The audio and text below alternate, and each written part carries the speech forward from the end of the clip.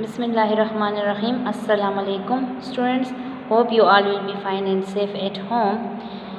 In your previous video we have do or written work on your copies. ठीक है, अपनी पिछली video में जो है हम लोगों ने अपना रिटन काम स्टार्ट किया था। रिटन काम में हमने आपको लॉन्ग क्वेश्चन आंसर्स आपको करवा दिए थे। 3 लॉन्ग क्वेश्चन आंसर हमने कर लिए थे और हमारा एक लॉन्ग क्वेश्चन रह गया था, दैट इज़ क्वेश्चन नंबर 4। तो कॉपी में हमने आपको स्टार्ट करवाने का काम ये बताया था कि आपने अपना टेक फिल कर लेना है, अपनी कॉपी कवर कर लेनी है, ठीक है, नीटली। फिर हमने आपसे कहा था कि 3 लाइन आप लीव कर लें। लीव करने के बाद आप अपना काम स्टार्ट करें, ठीक है। काम स्टार्ट करने के लिए जो है आपने इस तरह से स्टार्ट करना है। अपने टाइटल पेज लिखना है सबसे पहले, ठीक है। आप बायोलॉजी की हेडिंग दे दो ऊपर। हेडिंग देने के बाद ब्लैक मार्कर से chapter number 1 cell tissue and organs. फिर आपने सब्जेक्टिव की हेडिंग दे देनी है with your blue marker. Short question answer 6 हैं, लॉन्ग क्वेश्चन आंसर 4 हैं आपके पास। फिर ऑब्जेक्टिव में चूज़ द करेक्ट वन 15 है आपके पास। डायग्राम 2 डायग्राम है, animal cells and the plant cells, and then draw the ending line. This is your title page. Clear, 3 pages आपने फर्स्ट लीव करने हैं। उसके बाद आपने शॉर्ट क्वेश्चन आंसर से स्टार्ट करने हैं। तो ऊपर आप ब्लैक मार्कर से शॉर्ट क्वेश्चन आंसर की हेडिंग दे दोगे। फिर इसी तरह आपने क्वेश्चन अटेम्प्ट करने हैं, ठीक है। Question number 1, question number 2। Question आप ब्लू से लिखोगे और हेडिंग आप दोगे ब्लैक से। क्लियर। उसके बाद आपके पास आता है नेक्स्ट क्वेश्चन, क्वेश्चन नंबर 3 को अटेम्प्ट कर लेंगे। फिर वही चीज़ क्वेश्चन नंबर 4 आपने अटेम्प्ट कर लेना है, जो आपको सेंड की हुई हैं पिछली वीडियोस में, पिक्चर्स में, सब कुछ आपको सेंड किया हुआ है। दैट इज़ क्वेश्चन नंबर 5, ठीक है। अगर किसी को समझ नहीं आ रही तो इस वजह से मैंने कॉपी पे करके आपको दिखा रही हूँ कि आपने इस तरह अटेम्प्ट करना है।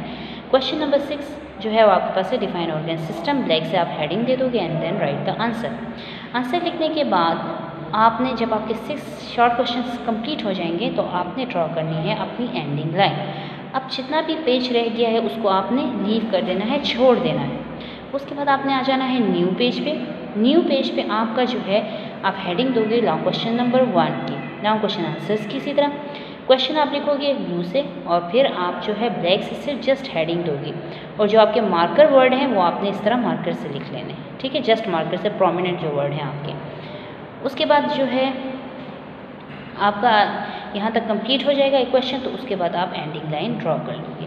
अब आपका ये वाला क्वेश्चन रह गया था, 3 क्वेश्चन हमने करवा दिए थे आपको। ये क्वेश्चन जो है वो आपका रह गया था, ठीक है, ये आपने लास्ट में किया। तो फिर आप इस यहाँ पे लिख लेंगे question number 4। Name the different types of specialized cells of animals, which part of a cell determine how it will specialized. You will give the head and write here answer and give the heading of the specialized animal cells. Cells S लगा देंगे। Number first one is red blood cells. In red blood cells, comma, the compound hemoglobin right with the help of the marker is responsible to carry oxygen around the body. Clear? उसके बाद आपने जो है अगर यहाँ पे 2 lines रह गई हैं तो आप न्यू पेज पे चले जाओ। अगर 3 लाइन्स हैं तो फिर आप यहीं पे स्टार्ट करिए, ठीक है। हेडिंग नेक्स्ट हेडिंग लिख लें आप यहाँ पे। उसके बाद है नेक्स्ट आपके पास आते हैं nerve cells. Nerve cells carry messages around the body. Exactly इसी तरह आप लिखें, आपका काम नीट आएगा, ठीक है, आपकी राइटिंग भी नीट हो जाएगी। इसी तरह हेडिंग दे के अगर आप लाइन छोड़ते हैं तो ठीक है, नहीं छोड़ते तो भी ठीक है। उसके बाद एक लाइन छोड़ के आप नेक्स्ट लिखो number 3 ciliated epithelial cells with black marker. In ciliated epithelial cells, comma, the hair-like structure cilia sweep the dust particles. Clear? उसके बाद आप you will draw the ending line. आपको क्या ड्रॉ कर लोगे? एंडिंग लाइन ड्रॉ कर लोगे, ठीक है। फिर ये आपको क्वेश्चन नंबर हमने आपको करवाया था क्वेश्चन नंबर 2 इसी तरह। Right about the occurrence composition function of the following animal tissue, epithelial tissue, muscle tissue, nervous tissue. ये आंसर कंप्लीट हो जाएगा इस तरह आप लोगों का, ठीक है। कंप्लीट आंसर लिखने के बाद एंडिंग लाइन आपने ड्रॉ करनी है। एंडिंग लाइन ड्रॉ करने के बाद फिर नेक्स्ट क्वेश्चन, ठीक है। क्वेश्चन नंबर बेशक यहाँ 4 लिख लें, उसको पहले ही कर लिया तो कोई बात नहीं, अगर यहाँ भी कर लें तो इसके बाद भी कर लें, इट्स नॉट अ प्रॉब्लम, ठीक है। उसके बाद next question, write about the organize composition and function of the following plant tissue, epidermal tissue, photosynthetic tissue and supporting tissue. इसी तरह, ठीक है। फिर आपने इनकी ऑकरेंस कंपोजिशन फंक्शन, फिर फोटोसिंथेटिक टिश्यू की हेडिंग, लेकिन साथ में ये मेंशन करें, ठीक है। अगर आप सेकंड वाला कर रहे हैं ना, अगर आप 1 2 3 नंबरिंग देते हैं या आप A B C लिखते हो तो यहाँ पे देखें इसके साथ A लिखें, इसी तरह इसके साथ B, ठीक है। एंड इसके साथ इसी तरह इसके साथ सी। कंप्लीट होने के बाद जब आपके यहाँ पे चारों आंसर कंप्लीट हो जाएंगे, लॉन्ग क्वेश्चन आंसर, तो then you should draw the ending line. Ending line आपने ड्रॉ कर लेनी। अब जितना भी पेज रह गया उसको छोड़ दें, लीव कर दें। अब यहाँ पे कुछ नहीं लिखना आपने उसी तरह, ठीक है। अब आप आ जाओगे न्यू पेज पे। न्यू पेज पे आने के बाद आप यहाँ पे स्टार्ट करोगे योर ऑब्जेक्टिव्स, ठीक है। यहाँ पे आप क्या स्टार्ट करोगे, अपने ऑब्जेक्टिव्स को स्टार्ट कर लोगे, ठीक है। तो आपके पास क्या है, shade the correct circle. The dash produce energy for the cells, mitochondria. The dash makes proteins in the cells. Correct answer is ribosome. The cell wall is made up of. The correct answer is cellulose. Number fourth one is vacuole contain the solution of salt and sugar. Shade this one. The dash control what goes in and out of the cell. Correct answer is the cell membrane. Shade it. The organisms which are made up of only one cells are called unicellular organisms. Unicellular को आप shade कर लो। Seventh one, the day cells are the smallest cells in the body.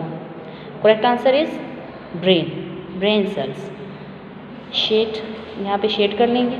उसके बाद next आपके पास है cells and tissue are organized into larger body parts called organ. Number 9 one is the DASH system supports the body and protects certain delayed organs. The correct answer is the skeletal system. Skeletal को आप shade कर लोगे। 10th one, the DASH system removes what chemicals? The DASH system removes waste chemicals from the body. Digestive, circulatory और the excretory. The correct answer is the excretory. Excretory system को आप shade कर लो यहाँ पे। 11th one आपके पास है the DASH system moves blood around the body, ठीक है। कौन सा जो है सिस्टम है जो ब्लड को हमारी बॉडी में मूवमेंट में हेल्प करता है, that is the circulatory system. इसको आप शेड कर लोगे, ठीक है। 11 क्लियर। अब आ जाए 12 पे। The DASH systems control many of the body activities. हमारी बॉडी की बहुत सारी एक्टिविटीज़ को कौन सा सिस्टम कंट्रोल करता है, सर्कुलेटरी, नर्वस या डाइजेस्टिव। तो the correct answer is the nervous system. Number 13 है आपके पास the DASH systems break down food materials. तो कौन सा सिस्टम है जो हमारे पास फूड मटेरियल को ब्रेक डाउन करता है, the correct answer is the digestive system. Digestive system को आपने शेड कर लेना है। 14 है आपके पास the DASH system put oxygen into the blood and remove carbon dioxide and waste and water vapours. तो 3 ऑप्शन है, circulatory, excretory, respiratory. The correct answer is the respiratory system. 15 one, which of the following is not a tissue?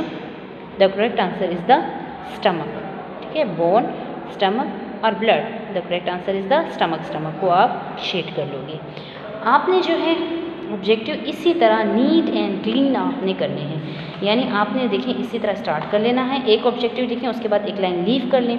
Leave करने के बाद फिर next objective को आप लिख लें नंबर 2 करके, ठीक है। प्रॉपर मार्जिन लाइन लगाएं। क्लियर। जब यहाँ पे आपके 15 ऑब्जेक्टिव क्लियर हो जाएंगे, कंप्लीट हो जाएंगे, तो आपने एंडिंग लाइन ड्रॉ करना है। क्लियर। उसके बाद फिर आप नेक्स्ट पेज पे आ जाना है, न्यू पेज पे। न्यू पेज पे जाने के बाद आपने क्या करना है, डायग्राम की हेडिंग देनी है। इसी तरह आपने क्वेश्चन लिखना है, draw and label the diagram of animal cell, plant cells. ये आपने ब्लैक से हेडिंग दी, ब्लू से आपने क्वेश्चन लिख लिया, ठीक है। साइड पे आपने मार्जिन लाइन ड्रॉ कर ली with the help of pencil. Pencil से आपने मार्जिन लाइन ड्रॉ कर ली है। उसके बाद नेक्स्ट पेज पे आपने इसी तरह नीट क्लियर डायग्राम बनानी है। नीचे देखें 4 लाइंस आप लीव कर लें, ठीक है। ऊपर से एक लाइन छोड़ के ब्लॉक इस तरह मार्जिन लाइन के साथ ब्लॉक को क्लोज कर दें। यहाँ पे डायग्राम आपने कंप्लीट पेंसिल से बनानी है, शेडिंग करनी है, कलर्स यूज़ नहीं करने हैं आपने, ठीक है।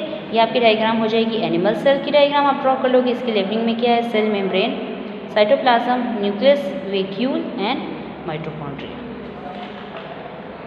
उसके बाद एक पेज पे आपने डायग्राम बना दिया एनिमल सेल की, दूसरे पेज पे आपने बनानी है उसी तरह ब्लॉक बनाकर प्लांट सेल की डायग्राम बनानी है।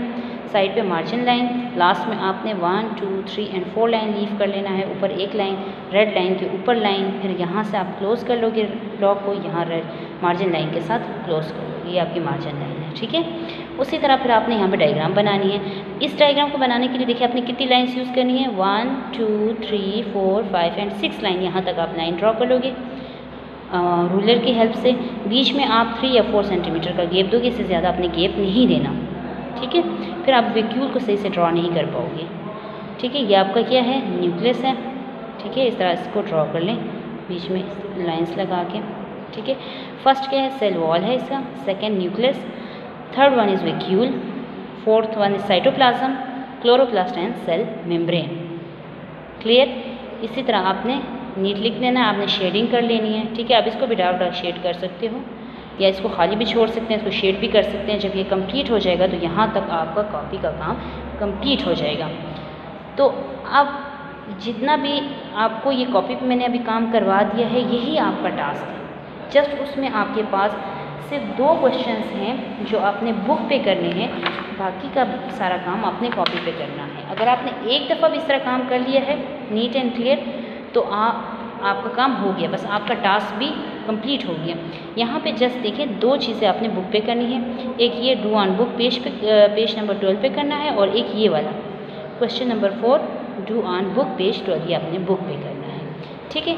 बाकी ये सेम काम जो है वो मैंने आपको कॉपी पे भी करवा दिया है। यही ऑब्जेक्टिव्स हैं, ये ऑब्जेक्टिव्स आपने कर लेने हैं, ठीक है।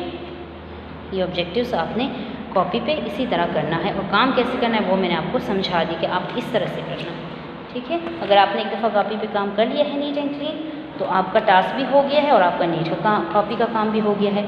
अगर आपने दोबारा 2 दफ़ा कर लिया है तो इट्स ओके, ठीक है, तब भी ठीक है। क्लियर, सबको सब कुछ समझ आ गया है। ओके स्टूडेंट्स, अल्लाह हाफिज़, टेक केयर।